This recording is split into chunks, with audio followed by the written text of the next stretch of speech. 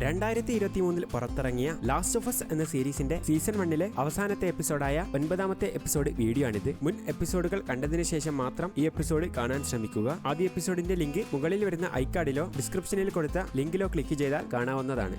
9ാമത്തെ എപ്പിസോഡിന്റെ തുടക്കത്തിൽ കാണിക്കുന്നത് ഒരു പ്രഗ്നന്റായ ലേഡി സോംബി ആക്രമിക്കാൻ വരുന്നതുകൊണ്ട് ഫയർഫ്ലൈസിന്റെ ഒരു ബിൽഡിംഗിലേക്ക് ഓടിപ്പോവുകയാണ്. അതോടെ ഓടി ലേഡി അവിടെ എത്തുകയും ശേഷം അവിടെ ആരെങ്കിലും ഉണ്ടോ എന്ന് നോക്കുന്നുണ്ടെങ്കിലും ആരും അവിടെ ഒന്നുമില്ല. അതോടെ അവൾ സോംബിയുടെ ശബ്ദം കേട്ട് മുകളിലേക്ക് കയറിപ്പോവുകയും ശേഷം റൂമിന്റെ ഡോറ് തുറന്ന് ഉള്ളിൽ കയറി അത് കുറ്റിയിടുകയും ശേഷം അവിടെ ഇരിക്കുമ്പോൾ പുറത്ത് സോംബി വരികയും ഇതിനിടെ സോംബി ഡോറൊക്കെ പൊളിച്ച് ഉള്ളിലേക്ക് കടക്കുകയും ശേഷം അവളെ ആക്രമിക്കാൻ തുടങ്ങുകയും ചെയ്യുന്നു. അതോടെ സോംബി ആക്രമിച്ചുകൊണ്ടിരിക്കുമ്പോൾ അവൾ അവളുടെ കത്തിയെടുക്കുകയും ശേഷം സോംബിയെ കഷ്ടപ്പെട്ട് കൊല്ലുകയും ചെയ്യുന്നു. അതോടെ അവൾ നോക്കുമ്പോൾ അവൾക്ക് സോംബിയുടെ കടി കിട്ടിയിരിക്കുകയാണ്. ഇതിനിടെയാണെങ്കിൽ അവൾ കുഞ്ഞിനെ പ്രസവിക്കുകയും അതോടെ അതിന് എല്ലി എന്ന് പേരിടുകയും ചെയ്യുന്നു. ശേഷം കാണിക്കുന്നത് ഫയർഫ്ലൈസിലെ മെർലിനും കൂടെയുള്ള ആൾക്കാരും അങ്ങോട്ടേക്ക് വരുന്നതാണ്. അതോടെ അവർ ബിൽഡിംഗിന്റെ ഉള്ളിലേക്ക് കയറുകയും ശേഷം അവിടെയുള്ള ജനാലയൊക്കെ പൊട്ടിയത് കണ്ട് എന്തോ ആക്രമണം നടന്നതുപോലെ തോന്നുകയും അതോടെ അവൾ മുകളിലേക്ക് കയറിക്കൊണ്ടിരിക്കുമ്പോൾ റൂമിൽ നിന്നും എന്തോ ശബ്ദം കേൾക്കുകയും അതോടെ മെർലിൻ അവിടേക്ക് ചെന്ന് നോക്കുമ്പോൾ അത് അവളുടെ ബെസ്റ്റ് ഫ്രണ്ട് അന്നയാണ്. അതോടെ മെർലിൻ നോക്കുമ്പോൾ അവൾ ഇൻഫെക്റ്റഡ് ആയി ഇരിക്കുകയാണ്. ഇതിനിടെയാണെങ്കിൽ മെർലിൻ അവളോട് സോറി പറയുകയും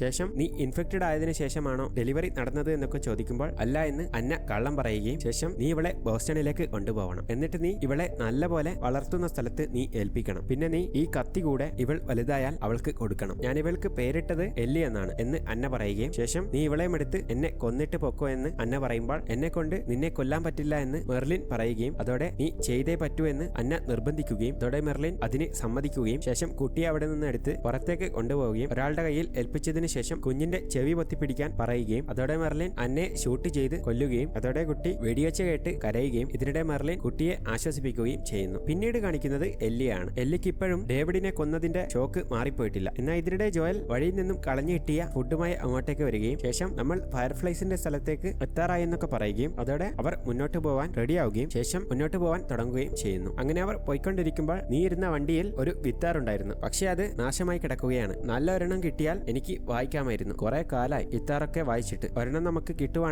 നിന്നെ കൂടെ ഗിത്താറ് ഞാൻ പഠിപ്പിക്കുമെന്നൊക്കെ ജോയൽ പറയുമ്പോൾ എല്ലി ഇതൊന്നും ശ്രദ്ധിക്കാതെ ആ ഷോക്കിൽ തന്നെയാണ് ഇരിക്കുന്നതെന്ന് ജോയലിന് മനസ്സിലാവുകയും അതോടെ അവർ മുന്നോട്ട് പോവുകയും ചെയ്യുന്നു. അങ്ങനെ അവർ പോയിക്കൊണ്ടിരിക്കുമ്പോൾ ജോയൽ പ്ലാൻ പറയുന്നു. ഏതെങ്കിലും ഒരു ഉയർന്ന ബിൽഡിംഗിന്റെ മുകളിൽ കയറി ഒന്ന് താഴെയൊക്കെ നിരീക്ഷിച്ചതിന് ശേഷം മുന്നോട്ട് പോവാമെന്ന് ജോയൽ പറയുകയും അതോടെ അവർ വലിയൊരു ബിൽഡിംഗ് കണ്ടെത്തി അതിലേക്ക് കയറുകയും ശേഷം ആ പൊട്ടിപ്പൊളിഞ്ഞ ബിൽഡിംഗിന്റെ മുകളിലേക്ക് കയറാൻ കോണിപ്പടിയൊന്നും ഇല്ലാത്തത് കൊണ്ട് ജോയൽ അവളെ പൊക്കി മുകളിലേക്ക് എത്തിക്കുകയും ഇതിനിടെ എല്ലി ഒരു ഏണി കണ്ടെത്തി താഴേക്ക് ഇട്ട് കൊടുക്കുമ്പോൾ എല്ലി എന്തോ കണ്ട് താഴേക്കിട്ടങ്ങ് മുന്നോട്ട് പോവുകയും ഇതിനിടെ ജോയൽ ഞാനിവിടെ വന്നിട്ട് പോകാമെന്ന് വിളിച്ചു പറയുകയും ഇതിനിടെ എല്ലി അതൊന്നും കേൾക്കാത്തതോടെ ജോയൽ പെട്ടെന്ന് ഏണി വെച്ച് മുകളിലേക്ക് കയറുകയും ഇതിനിടെ എല്ലി മുകളിലേക്ക് കയറി വരാൻ വിളിച്ചു പറയുമ്പോൾ ജോയൽ ഓടി അങ്ങോട്ടേക്ക് പോവുകയും അതോടെ ജോയൽ അങ്ങോട്ടേക്ക് പോയി നോക്കുമ്പോൾ അവൾ ജിറാഫിനെ കണ്ടിട്ടാണ് ഓടിയതെന്ന് ജോയലിന് മനസ്സിലാവുകയും അതോടെ ജോയൽ തോക്കൊക്കെ അവിടെ വെച്ച് പുല്ല് പറിച്ചെടുക്കുകയും ശേഷം എല്ലിക്ക് കൊടുത്ത് അത് ജിറാഫിന് കൊടുക്കാൻ പറയുകയും അതോടെ ജിറാഫ് അവളുടെ കയ്യിൽ നിന്ന് അത് മേടിച്ച് കഴിക്കുമ്പോൾ അവൾക്ക് ഒരുപാട് സന്തോഷമാവുകയും അതോടെ അത് കണ്ട് ജോയലിന് വല്ലാത്ത സന്തോഷമാവുകയും ഇതിനിടെ ജിറാഫ് പുല്ല് തിന്ന് കഴിഞ്ഞ് അവിടെ നിന്നും പോകുമ്പോൾ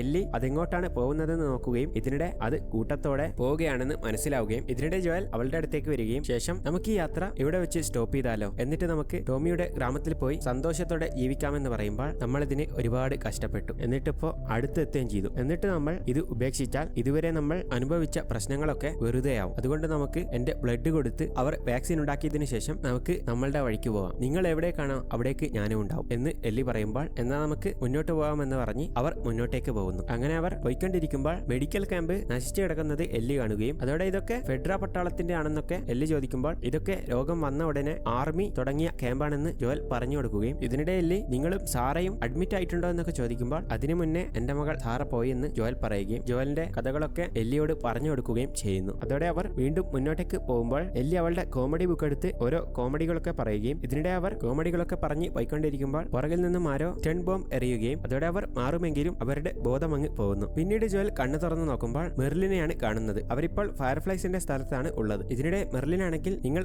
ആരാണെന്ന് മനസ്സിലാവാത്തതുകൊണ്ടാണ് അവർ സ്റ്റൺ ബോംബൊക്കെ എറിഞ്ഞ് നിങ്ങളെ ബോധം കെടുത്തിയതെന്ന് പറയുകയും ഇതിനിടെ എല്ലി എവിടെയെന്ന് ജോയൽ ചോദിക്കുമ്പോൾ അവൾ സേഫാണെന്ന് മെർലിൻ പറയുകയും ഇതിനിടെ മെർലിൻ നിങ്ങൾ എങ്ങനെയാണ് ഇത്രയും ദൂരം താണ്ടി ഇവിടേക്ക് ജീവനോടെ വന്നത് എന്നൊക്കെ ചോദിക്കുമ്പോൾ എല്ലാം എല്ലി കാരണമാണ്, അവൾക്ക് എങ്ങനെയെങ്കിലും ഇവിടെ എത്തണമായിരുന്നു എന്ന് ജോയൽ പറയുകയും ഇതിനിടെ മെർലിൻ നീ ഇവളെ ഇവിടെ എത്തിച്ചതിന് നിന്നോട് ഞങ്ങൾ ഒരുപാട് കടപ്പെട്ടിരിക്കുന്നു എന്നൊക്കെ പറയുമ്പോൾ എനിക്ക് എല്ലിയെ കാണണമെന്ന് ജോൽ പറയുമ്പോൾ അവളെ കാണാൻ പറ്റില്ല, അവളെ ഇപ്പോൾ സർജറിക്ക് വേണ്ടി റെഡിയാക്കിക്കൊണ്ടിരിക്കുകയാണ് എന്ന് മെർലിൻ പറയുമ്പോൾ എന്ത് സർജറി, നിങ്ങൾക്ക് അവളുടെ ബ്ലഡ് പോരെ എന്നൊക്കെ ജോൽ ചോദിക്കുമ്പോൾ അത് പോരാ, അവള് ജനിച്ചപ്പോഴേ അവളുടെ ശരീരത്തിൽ ഫംഗസ് ഉണ്ട്, അത് അവളുടെ തലച്ചോറിലെ ഓരോ ഭാഗങ്ങളിലായിട്ടാണ് ഉള്ളത്, അതുകൊണ്ട് അവളെ ഇപ്പോൾ ഒരു സോംബി കടിക്കുമ്പോൾ അവളുടെ തലച്ചോറ് അവൾക്ക് ഓൾറെഡി ഫംഗസ് ഉണ്ടെന്ന് സിഗ്നൽ കൊടുക്കുന്നു, അതുകൊണ്ട് അവൾക്ക് രോഗം ബാധിക്കില്ല, അതുകൊണ്ട് അവളുടെ തലച്ചോറ് വെച്ച് നമ്മൾ പരീക്ഷണം നടത്തിയിട്ട് വേണം വാക്സിൻ കണ്ടുപിടിക്കാൻ എന്നൊക്കെ മെർലിൻ പറയുമ്പോൾ അപ്പോൾ അവളെ കൊന്നിട്ട് വേണോ പരീക്ഷണം നടത്താൻ എന്നൊക്കെ പറഞ്ഞ് ജോൽ ചൂടാവുകയും ഇതിനിടെ എന്നെ അവളുടെ അടുത്തേക്ക് കൊണ്ടുപോയെന്ന് പറയുമ്പോൾ ഒരുത്തൻ അവന്റെ വാറ്റിനിട്ട് ഇടിക്കുകയും അതോടെ മെർലിൻ വീണ്ടും സംസാരിക്കാൻ തുടങ്ങുന്നു. എല്ലി ജനിക്കുമ്പോൾ ഞാനുണ്ടായിരുന്നു അവിടെ, എന്റെ ബെസ്റ്റ് ഫ്രണ്ടിന്റെ മകളാണ് എല്ലി, അവളുടെ അമ്മ